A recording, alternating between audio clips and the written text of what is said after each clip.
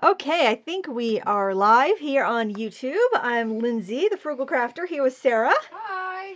And we are going to paint a bird today. And you can probably hear the jingle jangle of Chewy in the background. So she's keeping us company today as well. And we are going to do this simple painting. It's kind of to go along with the new course I just launched. And if you're interested in that, it's linked in the video description along with a 50% off coupon code. If you have any questions about what we're doing today, type the word question in all caps in the chat box and Sarah will let me know, or one of the mods will help you. And if you have any questions on the class, also just put it in the chat box and Sarah will relay it to me. We're going to start off by wetting the background. And I'm just using, any big brush is fine. I'm using a number 30 round, and we're going to wet the entire thing. So go right ahead and wet that. There is a pattern on my blog, and actually linked in the video description. So just click on that link and you can print it out. And I was up very late last night putting the final finishing touches on the class and launching it, so hopefully I don't sound too silly or fall asleep. I don't think I'll fall asleep, though. I'm not a napper. You're standing up, so Yeah. you should be all right. If you do fall asleep standing up, there's probably more than just a little up late last night. Yeah. All right, so you just want this to be kind of shiny all over, all shiny there. Hopefully you can see that. And I'm going to grab some yellow ochre, which is kind of an earthy yellow color. I actually want to check something really quick on the YouTube page. I want to see if I can see the chat and everything all together. I'll try not to get, no, I can't. I can only either see the chat or see the thing. That's all right. I thought I'd just check that out and see what I could see. Okay. And I'm going to grab a little yellow ochre, and I am going to kind of paint around the bird, but it's okay if some of that color gets on the bird. That's why we wet the whole thing, so we don't have kind of a cutout look. I'm working on Arches watercolor paper, 140-pound cold press, and I find that a cotton watercolor paper just helps you quite a bit, you know, avoiding buckling and avoiding, you know, hard spots, hard edges in the background. Karen Clark, have you ever tried Fine Tuck watercolor or similar shimmery watercolors? I've used the Niji ones. They're a lot cheaper than the Fine Tuck. And I've also used Twinkling H2Os. Those are more expensive, but they're really nice. So the thing is, once you put it under glass, you lose that metallic effect. So I pretty much would just use it on like cards and stuff like that. Does my thing look like it's all in frame? I'm only seeing. Do you see my whole painting? Yep, you can okay, see a painting and everything. All right, so now I'm going to mix some ultramarine blue, and my blue looks a little funny here. I have all these little bits squirted out because I was almost to the end. I actually thought it was empty, but I thought I'd get out my tube wringer last night, and I wrung it, and I got all that paint out of that. I thought it was empty, so that's a nice little investment. They're a couple bucks, and you can easily make that up after emptying out a couple tubes of paint. And grab some ultramarine blue. We're going to mix some yellow ochre with that. That's going to make a really gray, kind of drab khaki color. And we're going to put some of that in the background as well.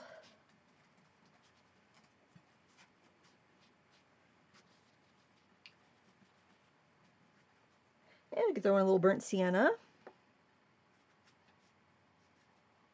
Ian Jackson, when you art out plein air painting, do you ever use a tripod easel? No, I usually just, I have a backpack that's got a stool attached, and I just sit down and put my painting on my lap, unless I'm doing oil painting, and then I bring a French easel. Okay, so now I'm going to just put a little bit of toning on the body. I'm going to use some yellow ochre.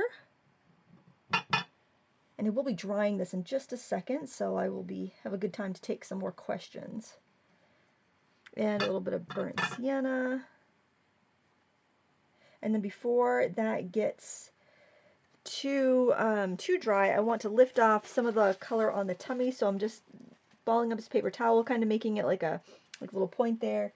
And I'm just going to gently blot on the chest and neck and undercarriage here.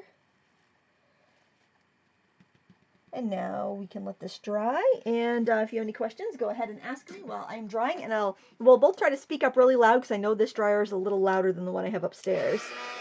Streak of Hicks, what kind of bird is that? I didn't know if it said in the... I'm not sure. It looks kind of like a sparrow, but it's got like a more pronounced beak. But that's what it looks like. The reference photo did not have a name attached to it. Looks kind of like one of the common sparrows around here. Babu Sifa, what brand of two-bringer is that? I want to get one. You know what? I'm not sure what brand this is, but I think I would recommend getting a metal one because this one isn't perfect and it's starting to kind of wear out.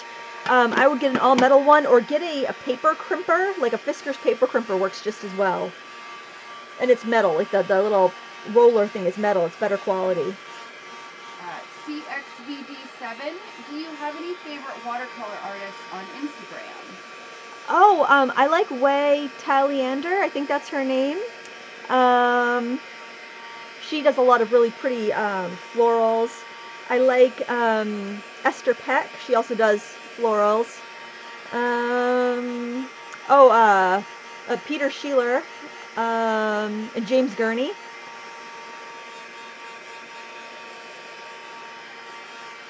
And I'm probably leaving people out that I'm just not, there's a lot of like Russian artists actually that I really like, but I don't, I couldn't even begin to pronounce their name. And I never can tell what they're writing about because it's all in Russian, but there are a lot of really talented Russian watercolorists.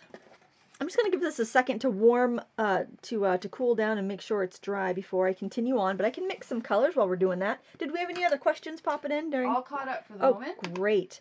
Okay, so I'm going to mix a color for the feet. I'm going to do a little scarlet and a little yellow ochre in that. We'll just let that hang out right there. And I think I'll mix my nice darkest dark, which will be, I'm sure you guys are all saying in unison right now. It's ultramarine blue and burnt sienna. I think there'd be a collective, like, unison. Everybody saying that. Makes a nice earthy dark. Now, if you needed a super black dark, what you can do is actually use the ultramarine blue and the pyrrol scarlet, because if you look at that scarlet, it's almost orange. That's how warm that red is. And you mix those together and you'll get, the purple will be so desaturated that it's almost black. So we can mix up a little bit of that too.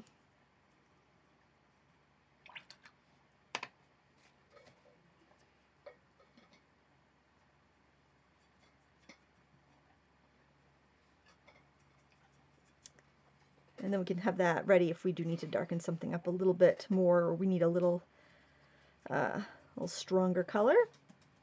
And I think other than that, that's all we really need to pre-mix. I think my paper's dry enough. The dog just sneezed. Probably got sawdust up her nose. That's pretty cute. Probably. This is construction zone down here. I'm glad you made it in. I wanted to make sure to go upstairs to walk you down in case it was a little too scary. All right. I think actually I'm going to switch to a smaller brush because I'm going to start in with the Beak. And I'm going to use a number 4 round for that. I'm using the Mimic brushes by Creative Mark. Any sort of absorbent soft brush will work good. If you feel like those are a little bit too juicy for you, you can go ahead and use a regular synthetic. I'm going to do yellow ochre on the bottom of the Beak. And I'm going to pick up some of the kind of gray mix and do that on the top of the Beak.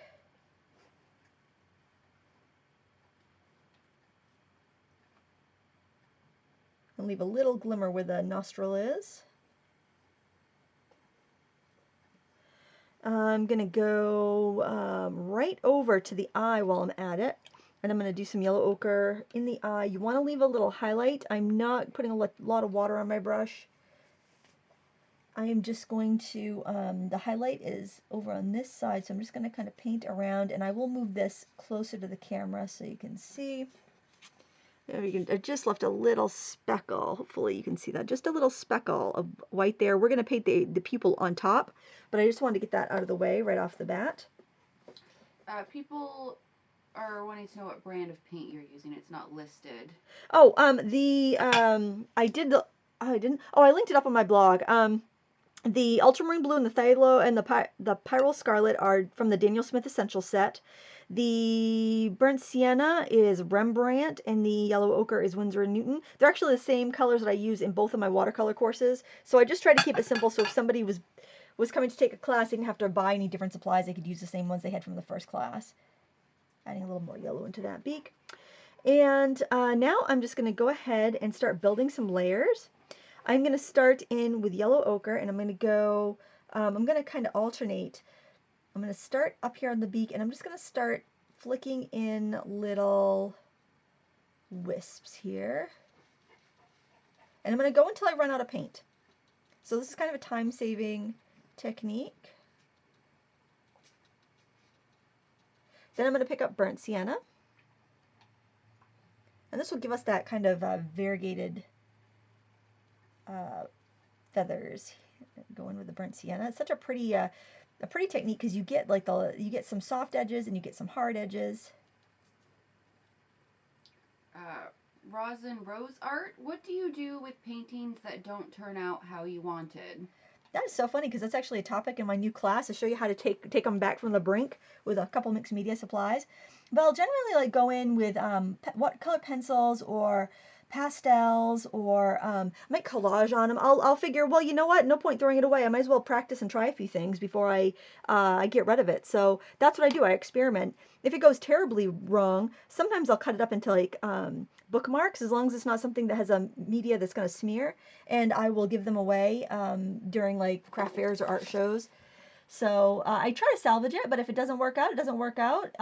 You either succeed or you learn, I say. So yeah, just try other media. If that doesn't help, then turn it into bookmarks or line the birdcage, whatever. It's good for something. Bev Roberts, when a book instructs you to use warm gray, cool gray, or light gray, how do you mix for these? My Payne's gray is very blue gray. If you use the mixture of burnt sienna and ultramarine blue, you can get all those grays. If you balance them, you're going to get a neutral gray. If you have more burnt sienna, you're going to get a warm gray. And if you have more ultramarine, you're going to get a cool gray. So that's my favorite. I rarely ever use a mixed gray. I can't even tell you the last time I used a mixed gray, because it's so easy to get just the one you want, and you just use the colors that you've already been using. Dragging out that color. As the paintbrush gets drier, I get a little more texture. CXVD7, do you prefer to leave a white area when painting, such as with the eye on the bird, instead of using a white pen? I do whenever possible, but you know, the white pen's there. If you need it, you know, go ahead and use that. I usually try to leave it out because I might not like have it with me when I'm painting, or I might not want to go get it. I am going to grab some, I have some yellow ochre here on my brush, and I'm going underneath the wing. So I'm just kind of sketching out where the wing is. And then I'm pulling that yellow ochre down.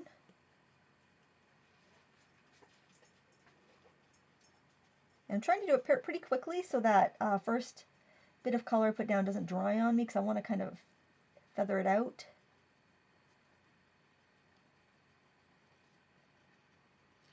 We had someone ask what size paper.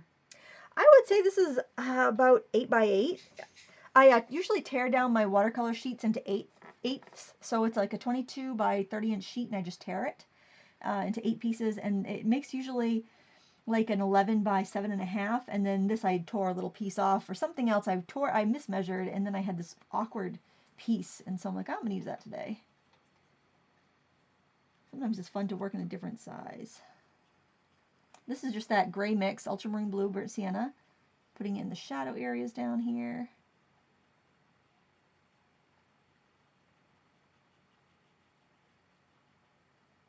How many folks do we have hanging out with us today? We are at 216 right now. Great. I'll pick up a little bit. Now that it's drying around here, I'm going in with some of that gray kind of around the eye.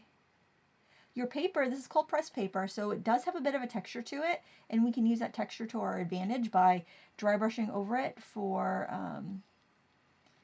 texture.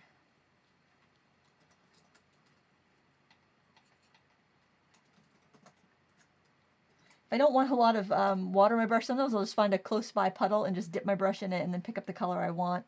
So in case I wasn't going for green, it was a little wet there. I didn't want anyone to get confused. So if your underneath wash is dry, when you layer over it, you'll get a more defined look. Okay, so now in the back, I want to define some of the parts of the feathers that are darker. So we've got these lighter lines kind of dividing. They're kind of the feathers are edged in that lighter color. So I want to go in and get some of that dark in there so I don't lose my way or end up painting over something I don't want to. So I'm going to mix up some more of my dark brown. So it's going to be more brown, more burnt sienna with just a little bit of ultramarine blue in it to darken it. I think most of this is going to be done with a number 4 round, but if you did this larger, you could paint this with a number 8. You could even use a number 8 in this, honestly. If you find you can't make very long strokes, then you can go switch to the number 8. And I haven't decided what I'm going to do about this. I thought it might be cool to have maybe some kind of like dried little leaves or something on it. It was just kind of like dead vines in the reference photo, so I'm just kind of thinking about what I would want to do there. So if anybody has any ideas, using the colors I've already chosen for this bird, please let me know, and Sarah can relay it to me.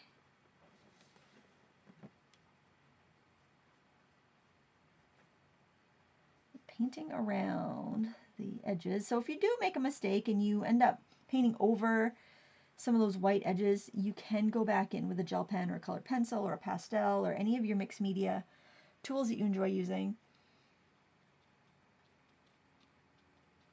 You should enjoy your painting. If you feel like you're so fussy and you're not even liking it, then you know it's time to maybe give yourself a break and try something different.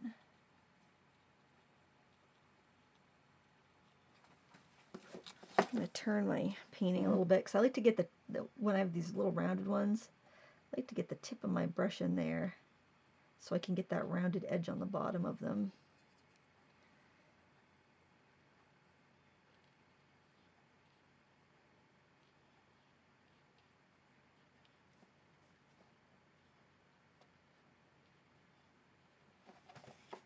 And the tail is like very similar. They've got the white on the edges, so I'm just going to try to almost like a long comma stroke there. If you've toll painted before, you know what a comma stroke is. You just kind of press your brush down and lift on the end. Let's see, we have idea for morning glories or berries. Oh, I like the berry idea because I have the scarlet, and I don't think my blue is bright enough to pull off a morning glory. But morning glories would be pretty. It'd be a nice spring painting. A little too much there. I'm going to blot it. Okay, so I am going to switch to a smaller brush, and I'm going to mix up a real nice dark for the pupil on the eye, and also almost a little bit to rim the eye. And I'm just going to wet my brush with that dark mix that I already have on my palette, but I'm going to mix off to the edge so I don't have too much water in there. We have a second vote for berries. Oh, nice. So I like the idea of berries. Yeah. That sounds pretty. And birds, they're birds that hang out on berries. You know, Yeah. you find where the berries are, and that's where they hang out. I was just walking the other night, and I took a long walk. I walked up past the farm that used to be all scary, and the cows used to get loose all the time. Mm-hmm. I walked up there, and there were so many, like along the side of the road, there were so many little red berries growing. I don't know if it's bittersweet or what, but they're in. I think bittersweet are the orange ones. Well, they were kind of a little on the orange side, yeah, you know. The bittersweet have the orange. I think I'm correct. I don't know what the little red ones are because we have some of those little red ones out by our driveway, but it's not bittersweet. Jacob Hicks, do you do portraits? I used to, but not so much anymore. I don't like to. Well, sometimes I'll do a portrait. I don't do commission portraits because I don't want to have to make anybody else happy. And when you're doing the rim around the eye, if you instead of drawing it like eyeliner, tap it in, and that's going to look a lot more natural. That way, you won't end up with like raccoon eyes or anything. You'll get a much more natural appearance. And then if you skip skip here and there, it's going to be fine. We have a couple more votes for berries. Someone also suggested blackberries. Oh, that'd be pretty too. Bev Roberts said that there's a holly species that has red berries all winter. So that's probably what I have over by my house. That would be it, holly. yeah. Another vote for berries. So I think berries is. I'm liking berries. I think yeah. that's what we're going with. Now with that same dark color, my brushes, I used up the really charged color, meaning my brush is super juicy. I used that up. So then when I went over here and there and just started accenting little areas and dry brushing, I got just the right amount. So, you know, it's a time saver to kind of do those real dark areas first and then find out other places you have that dark and then just kind of dry brush around. She probably. She's snoring over there? No, she burped. I suspect she got all the cat food crumbs off the floor for you. Oh, that's good. I won't have to vacuum. Joyce Navarro said that the bird that you're painting is an American dunnock. Oh, thank you, Joyce. In the UK, the dunnock has red legs, but the shape and beak are the same. Oh, thank you. I'll try to remember that so I can put it in the video description. Because I'm sure somebody's going to ask me. Yes. I'm going to grab, well, it looks like the color that we mixed up beforehand got a little contaminated. So I'm going to mix myself up a little bit more leg color. So we got the scarlet, pyrrol scarlet. By the way, if you don't have that color, use Cad Red Deep, use vermilion. Anything that's a nice warm red is going to be just fine. There's a lot of colors out there, and you don't need to have them all. As long as you have something that represents that, you know, warm and cool of each primary, you're going to be fine. So I put my main color in. Now I'm going to just wet my brush. Just going to blot out the excess and then spread it.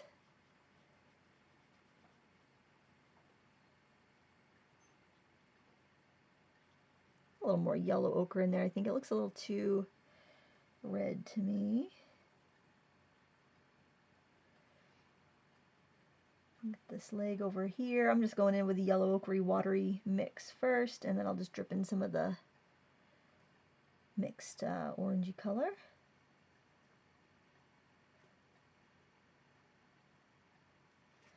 All right, now I want to get the wire done.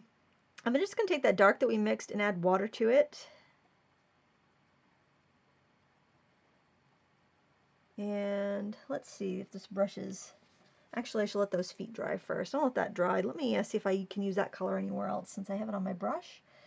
Could use a little bit.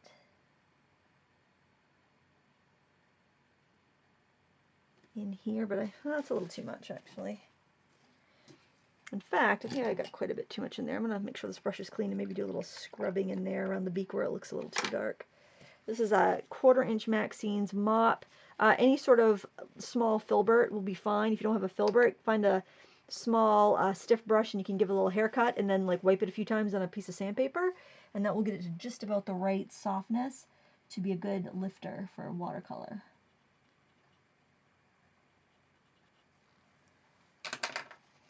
And some papers hold up much better than others to lifting, so you might want to test it in an inconspicuous place before you commit to it. Alright, I've got this number 4 round. I'm going to actually work on the back feathers while I'm waiting for the legs to dry so I can get that wire in there. I'm going to go ahead and mix up some more dark. Burnt sienna and ultramarine.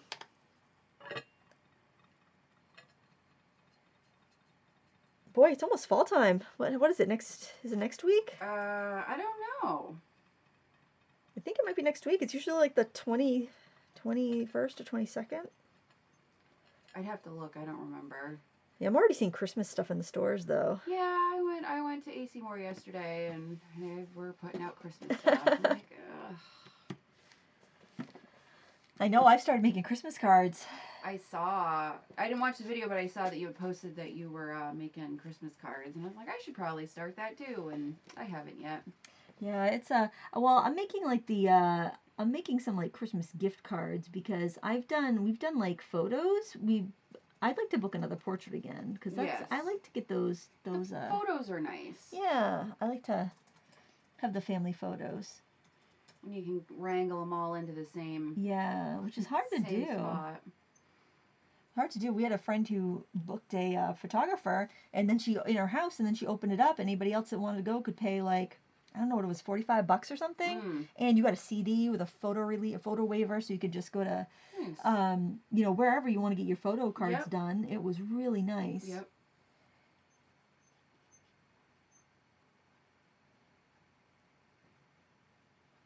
And what you got to do is, you know, get your significant other to agree to it well in advance. So then when it's like 10 minutes before, they're not like, oh, do we have to? It's like, yeah, already paid, gotta go.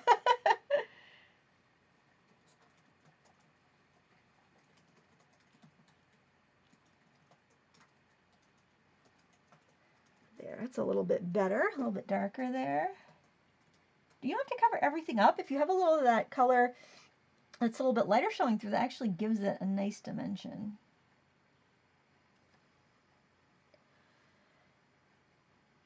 And I'm going to go to a smaller brush. I'm going to keep that same color, and I'm just going to just flick in some small hairs. If you want to try a liner brush, this would be a fun time to do it. A liner brush it's a round with super long bristles, and basically what that does is it kind of acts like a pen because it gives you, you don't have to reload very often. You can keep making little marks without having to go back in. It does take a little bit of getting used to because if you're not quick enough, you could drop more paint than you anticipated because it's going to feed out kind of like a pen. So just kind of keep that in mind. And because the bristles are bendy, they're not going to have as much control. They're going to be a little floppier.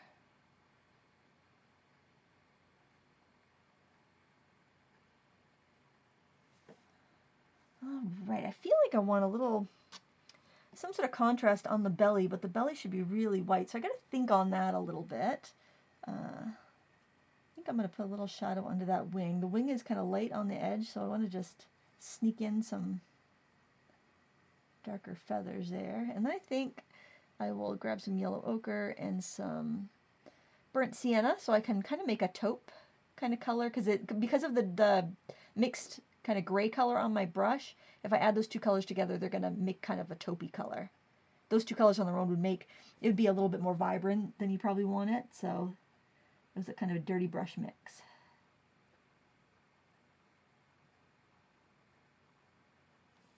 And they do have, this bird has longer, more furry feathers on the belly, so this is really good for the liner brush. Great practice for the liner brush use if you're not used to it.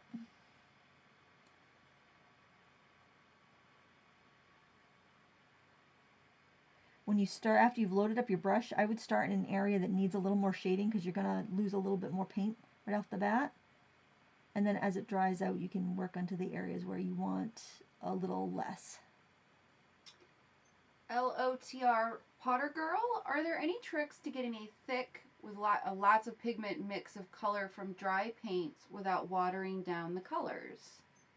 Yeah, and I love her name. That must be Lord of the Rings, Harry Yes. Potter Girl. I love that. Yeah, one trick that I do, especially if you're using student grade paints, because they tend to be a little bit less pigmented, use a spray bottle like this, or even a skinnier one, it doesn't matter, and spray your palette and let it sit for 5 or 10 minutes, and then when you go and paint, when you mix, you're going to get a much richer color. And then if you use a brush to mix, not like a soft one, not your nicest soft watercolor brush, what? Joe just literally said use very little water to stiff synthetic. Oh, yeah, that's so funny. Well, true, yeah. Or a hog brush, one of your stiffer brushes, because it's not going to add water to the mix, and it's going to dig up that pigment for you. So you're probably going to find that you go through your paint a lot quicker, and if it is a student grade paint, you may want to consider replacing those colors with the tubes of artist grade paint. You can squirt them right in the palette you've been using. If you do it a color at a time, it's not that expensive, and I think you'll get a greater enjoyment. If you like to paint really with dark, thick color, you'll get a lot more enjoyment out of that. Okay, I think now we can do the line there. I think I will switch to a number 8 round just because it's going to hold more water and more paint, but you can use whatever you like. I'm going to mix up a little bit more because I think I'm going to run out before I'm done painting all that area.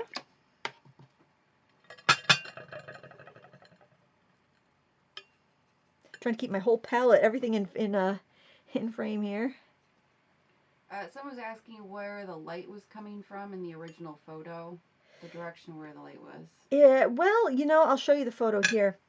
There's really not a strong direction of light. It looks like it might be coming down like that. There is a shadow on the back, so there's got to be light coming from this side somewhere. But it does look like the chest is lit up quite a bit. But it's a pretty overall diffused light. There isn't there isn't any real strong shadows. Even if you look on the wire, there's some shadow kind of underneath and some shadow here, but I think that's probably cast from the photographer, or something big in front that's casting that shadow. Maybe the bird's casting the shadow on that, but it doesn't have a strong shadow around the feet, so I would almost not think it was. So it's a pretty overall diffused light. Definitely maybe more coming from this direction because you can see it's a little darker on the back of the head, but it's a very diffused lighting, almost like what you'd have in like a still life. Okay, so I am going to move my board here so it's comfortable. Move my paint ringer out of the way. And I am going to just kind of fill in that line.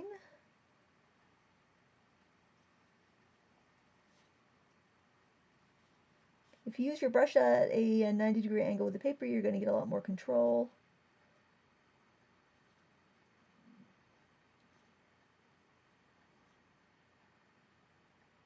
Just be careful around the feet that you don't paint over them.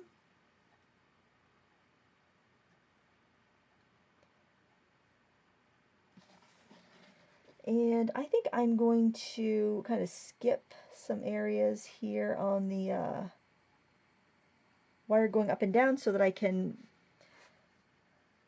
I might want to add more vines, and I just don't want to be too tied down to how they're going to go. And if you have any puddles, you can just kind of wipe your brush off and set it in there and soak up any extra. If you want to make it thicker, you can too, if you want to make the wire a little thicker. All right, now I love the idea of the berries, so I think I'm going to make a vine with some burnt sienna. And I'm just going to be really, really like work from my shoulder, and I am just going to kind of go over with what I had sketched on, but also make it a little bit more grapevine-y, just a little bit more organic looking. Grab a little yellow ochre to add in there. Maybe I'll do a yellow ochre and ultramarine blue, make that kind of earthy, drab green color.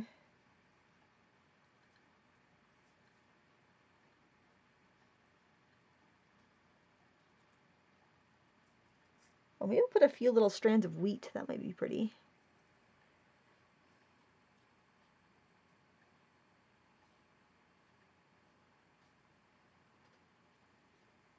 Make a little, and it's going to make a little frame, so that's kind of nice too.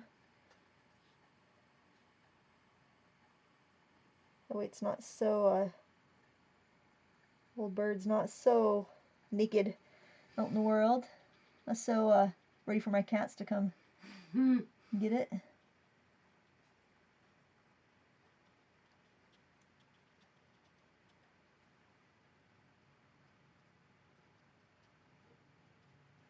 Fall is when the wheat comes, right? The wheat harvest. Sure. I say do it. I say go for it. Why not? Life's too short to worry about these things. That's right. Okay, so for berries, I like to actually use my fingers for this because, or you can use a Q-tip, whichever. But I think I'll just use my, well, you know what? I better use a Q-tip because my fingernails have gotten so long that I can barely type. I've got to cut them. And these are the Q-tips I keep down here because they kind of poke your brain when you try to clean your ears with them. So I brought them down here because they're not very safe. They're not good for ear. They're not very. They're not. For crafting, they're great for crafting, but they're not cushiony enough. Oh, that's loud. Sorry about that, guys. So I'm kind of just trying to make a bit of not really a paste, but a little bit thicker than like your regular watercolor. And then I am just going to tap on some berries. If you're going to do small groupings, try to keep them to an odd number. If you're doing a lot of them, you don't need to worry about it. If it's a small enough number that you're counting them up in your head easily and quickly, then try to keep odd number clusters. But if there's more than you would be able to count immediately, then don't worry about it.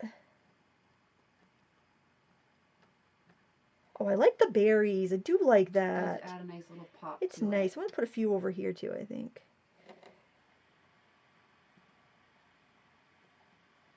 What if the birds eat those berries? I'm sure there are. Some birds, they just berries and insects, stuff like that. Yeah, they got to be there for something. I mean, something's got to eat them. Yeah, I'll connect that to that little bit of the fence. All right. Well, I think that's just about it. I'm seeing any other details I might want to add. Maybe a little texture on the feet. So if you guys have any last minute questions, go ahead and ask Sarah and she can relay them to me. And I'm going to take a little burnt sienna into that mix, that kind of reddish mix, orangey mix that we made. Make sure you don't have any beads of water on your brush. I've been kind of grabbing them with my finger as I see them. It can cause some grief. I'm just going to do little, what do you call it? Just like little ridges.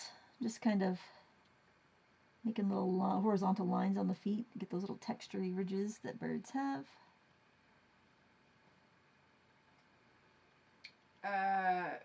Panana, does Lindsay take commissions? No, I don't. But I do sell the stuff that I paint. So if you are interested in anything you've seen on my channel, you can ask me. I might still have it. If I do, then I'll happily sell it. Not the leaf one from last week. I've got that. Yeah. I'm going to actually. I think I want this. This calls for some spatter. I haven't done spatter in a while. It's true, we haven't. We haven't. I'm feeling spatter free. Yeah, feel the need for some spatter. I am going to cover the bird at least, so I try not to hit that. What? Oh, you know what? There's that pretty purple that we mixed with a couple of colors we've been using. I think I'll add some of that too.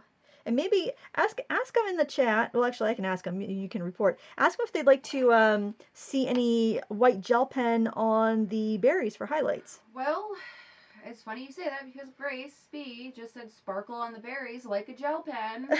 And I could sparkle the eyeball too a little bit more. I mean, there is a sparkle there, but it's, it could be made more sparkly. More sparkly. I think maybe I'll just put in a few khaki olive leaves here and there. Tiffany Gray, Aura Bedazzler. Ooh, I have one.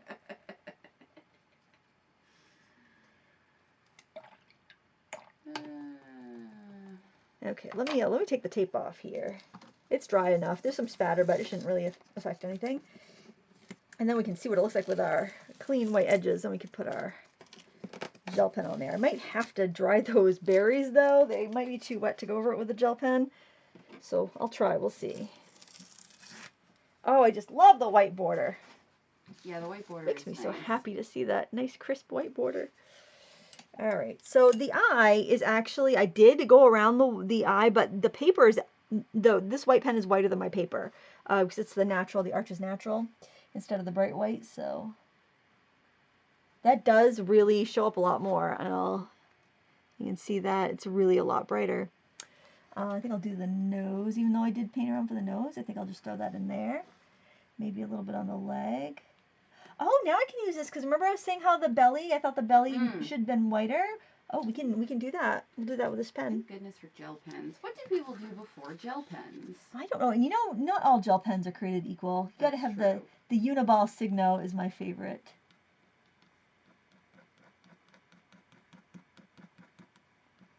I bought a bunch for a workshop once, and I was so afraid that, because my students were using them, and I was like, oh, they're not going to last, because gel pens are just notorious. Once you open them, you got to use them up, or they're not going to last for too long. So I ended up giving all my students a gel pen, because I didn't want it to go to waste. I didn't want them to go to waste. Although I haven't had the Uniballs dry up on me, but I haven't, I use them up, so. Gonna get a few of these little edges. Remember I told you about the ridges? I better dry those berries. I keep laying my hand on them. I'm gonna end up smearing red. I am. And then we'll take a look at the reference photo at the end, and you'll see how we kind of change it up to suit our own styles. And that's another thing that we talk about a lot in the new Texture Toolbox Feathers and Fowl class. So if you've ever wanted to know where to find reference photos, how to integrate them in your art, it's a great resource for that. More than just textures. We have people wanting it to be zoomed in more. I really can't, but maybe I can put it on something to raise it up. How does that look on your side? Does it look a little closer for you? I'm still a little behind. Oh, you're delayed. Yep, delayed. Yep. We'll see how that looks.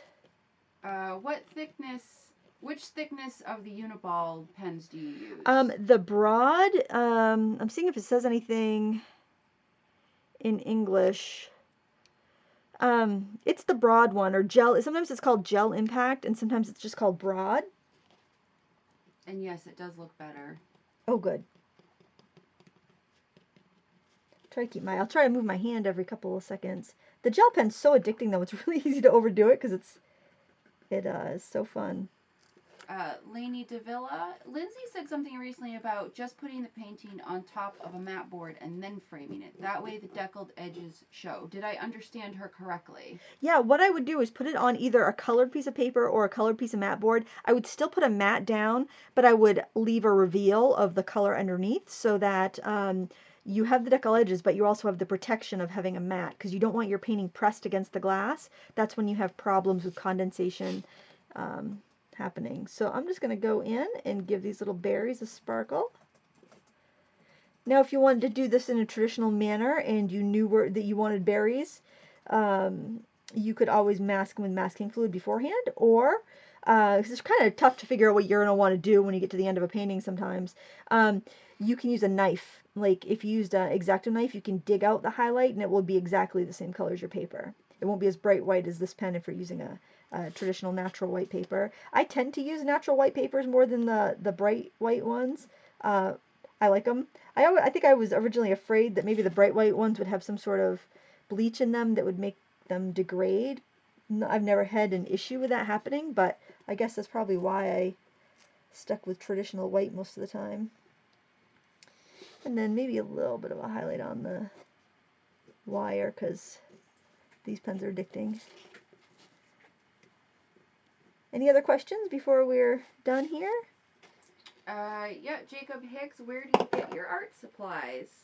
I get them all different places. I find that if I am just getting, if I'm getting like tubes of paint and I'm really like making an art supply order, Jerry's Artorama has the best prices, or Blick, or sometimes Cheap Joe's. But if I need to buy like a set of paints, Amazon has better prices on sets. So if you're getting individual stuff, Jerry's, Blick, or Cheap Joe's. If you're getting sets, Amazon has lately had the best prices on any like watercolor paint sets. Shop around. We're all caught up on questions. Okay, does this look like it's centered up pretty good so people can see how it all looks? Awesome. Well, thanks everyone for tuning in. I have the products I used in the video description. Also a coupon code for 50% off my brand new class, Texture Toolbox, Feathers and Foul. The coupon code is FOUL50 and it's good until the end of the month. So don't wait if you've wanted that class. And if you have any questions, go ahead and leave them in the comments after the live stream. Please give it a thumbs up before you go. That really helps my channel and helps people find these free tutorials. And thank you so much. Until next time, happy crafting.